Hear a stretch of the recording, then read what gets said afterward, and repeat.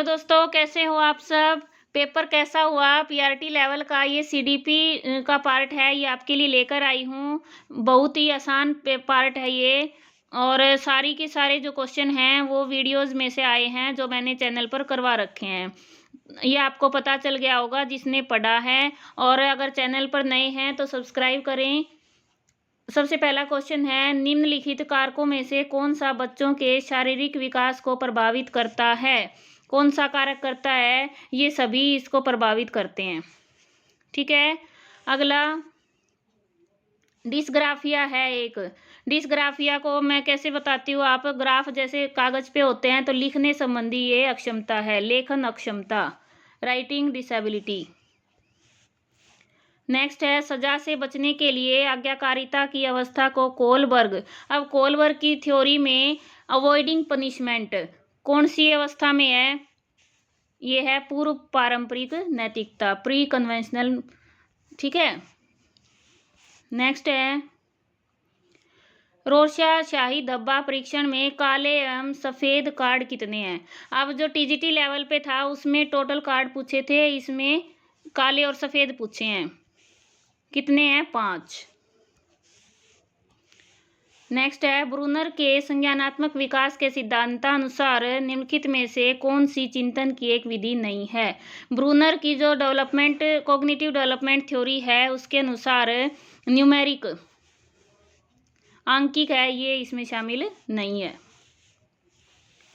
एक छोटी बालिका प्रतिदिन अपने गुड़िया के कपड़े बदलती है, पियाजे के संज्ञानात्मक विकास के सिद्धांतानुसार यह कहलाता है। अब गुड़िया के वो कपड़े बदल रही है तो उसको सजीव मान रही है, तो सजीव मान रही है तो ये क्या है, जीववाद, एनिमिज्म। नेक्स्ट है, बेसल आयु किसके मापन से संबंधित है, ये इंटेलिजेंस से संबंधित है। नेक्स्ट, एक शिक्षक ने विद्यार्थियों को पढ़ाया कि गर्ल का बहुवचन गर्ल्स होता है। इस अधिगम के साथ विद्यार्थी वुमेन का बहुवचन वुमेन्स बनाते हैं। यह किस प्रकार के अधिगम स्थानांतरण का उदाहरण है। किस प्रकार की ट्रांसफर है भाई ये लर्निंग में। अब बच्चे हैं वो गर्ल को देखकर गर्ल्स बना रहे हैं, तो वुमेन का तो वुमेन्स नहीं होता, तो इसको क्या कर रहा है, वो प्रभावित कर रहा है नेगेटिव रूप से, तो ऋणात्मक है ये, नेगेटिव। नेक्स्ट है, एक शिक्षक द्वारा विद्यार्थियों के एक समूह पर प्रशासित बालक अंतर्बोध परीक्षण, चिल्ड्रन अप्रिसेप्शन टेस्ट, ये है, इससे किसका मापन किया जाएगा, ये है हमारा पर्सनैलिटी टेस्ट। ठीक है, ये टीजीटी पर भी आया हुआ था, सॉरी पीजीटी पर आया था भाई ये। निम्नलिखित में से कौन सा मनोवैज्ञानिक व्यवहारवाद से संबंधित नहीं है। अब व्यवहारवाद से संबंधित कौन नहीं है, फ्रायड नहीं है। ठीक है। आगे, निम्नलिखित में से कौन सा विकास का एक सिद्धांत नहीं है। अब विकास का डेवलपमेंट के जो प्रिंसिपल्स हैं उसमें से कौन सा नहीं है, इसमें जो पृथक्करण का सिद्धांत है ये नहीं है। नेक्स्ट है, प्रेरणा प्रबलन ह्रास सिद्धांत, ड्राइव रिडक्शन थ्योरी, ये थोड़े से कम दिख रहे हैं भाई, ऐसे ही मेरे पास पीडीएफ आई है ये। ड्राइव रिडक्शन थ्योरी किसकी है भाई, ये हमारी हल की। ठीक है, ये थ्योरी है, हल ने दी है। अगला है, प्रतिक्रियाएं जो किसी विशेष स्थिति में संतोषजनक प्रभाव उत्पन्न करती हैं, उस स्थिति में उनके फिर से होने की अधिक संभावना होती है, सीखने का यह नियम। अब ये देखो क्या है, प्रभाव उत्पन्न करती हैं, तो ये इफेक्ट का लॉ है, और किसने दिया है ये लॉ, थॉर्नडाइक ने। नेक्स्ट है, बुद्धि का समूह कारक सिद्धांत किस मनोवैज्ञानिक का है, ये किसका है, थ्रस्टन का। करवा रखे हैं सारे, पता है आपको, तो आप कमेंट में ज़रूर बताएं कि आपके कितने क्वेश्चन सही हुए हैं, आपको कितनी हेल्प मिली है। एरिक्सन की थ्योरी में फिर से ये क्वेश्चन बना है, 6 से 12 ईयर्स, 6 से 12 साल की आयु से कौन सी एज संबंध वो है, स्टेज है।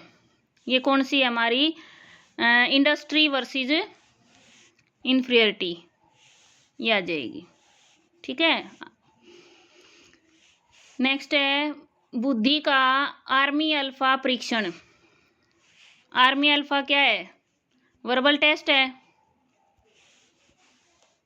और कौन सा है, सामूहिक ग्रुप टेस्ट है।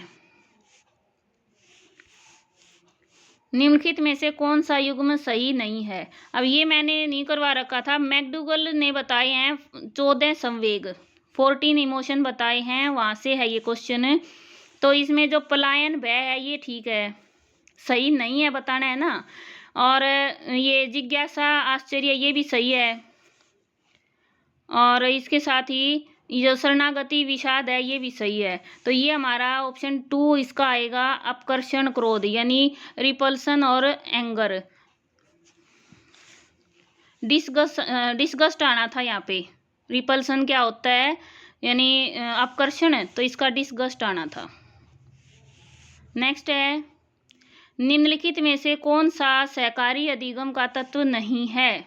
कोऑपरेटिव लर्निंग, कोऑपरेटिव लर्निंग में इंटरेक्शन तो होगी, ठीक है, और ये भी होगी, इंटरडिपेंडेंट भी होंगे, और ग्रुप और इंडिविजुअल जिम्मेदारी भी होगी। तो बड़ा समूह है ये जरूरी नहीं है, छोटे समूह में होते हैं।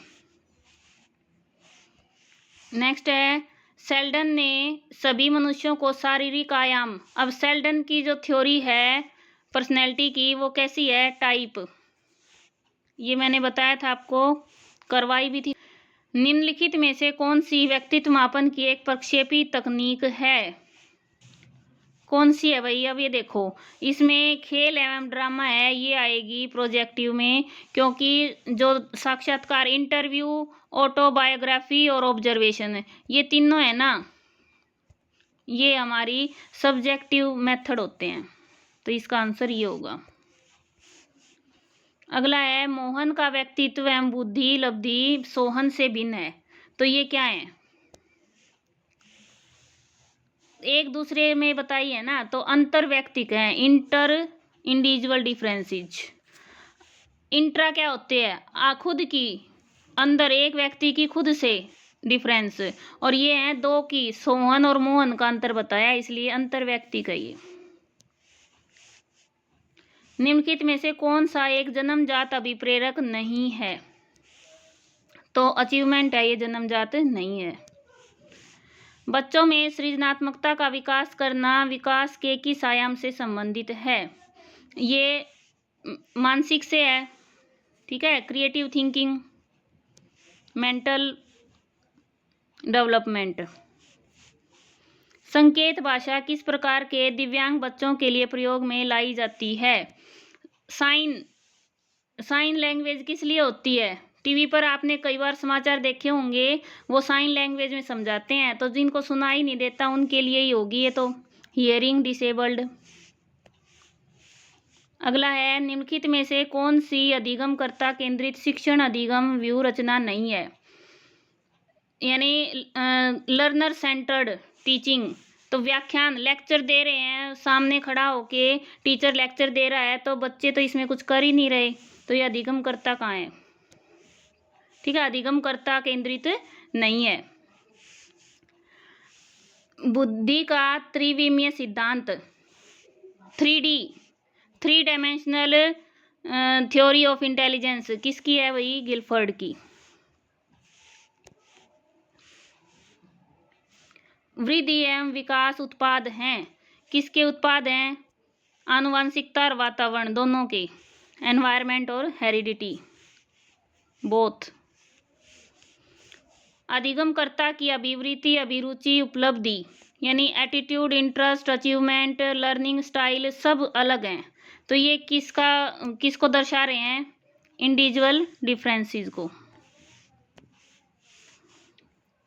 निम्नलिखित में से कौन सा कार्य टोरेंस के सृजनात्मक परीक्षण से संबंधित नहीं है। अब जो इन्होंने test, Torrance test of creativity है, इसमें जो है ये यूजुअल अनयूजुअल यूजेज हैं, ये शामिल है, ठीक है, ये भी है प्रोडक्ट इम्प्रूवमेंट, और आस्क एंड गैस रिलेटेड भी है। तो ये वाला इन्होंने पूछा नोट, तो ऑप्शन 2 है वो इसका आंसर हो जाएगा, ये इसमें नहीं है। अधिगम का अंतर्दृष्टि सिद्धांत अन्य किस नाम से जाना जाता है? किसका है ये? कोलर का। और इसको क्या कहते हैं? Gestalt theory. ठीक है, इस तरह से 30 क्वेश्चंस कंप्लीट हो गए हैं। और Hindi, English, maths, reasoning, Haryana GK, ये सभी मैं वीडियो आपको डिटेल एनालाइज करके पढ़ाऊंगी, ताकि आपको आंसर भी पता चले और उनका रीजन भी पता चले आगे के लिए तैयारी अच्छी करने के लिए। और मिलते हैं नेक्स्ट वीडियो में। और ज़रूर बताना कितने नंबर जुड़े, आपको कितनी हेल्प हुई है। Thanks for watching. आपका दिन शुभ हो। धन्यवाद।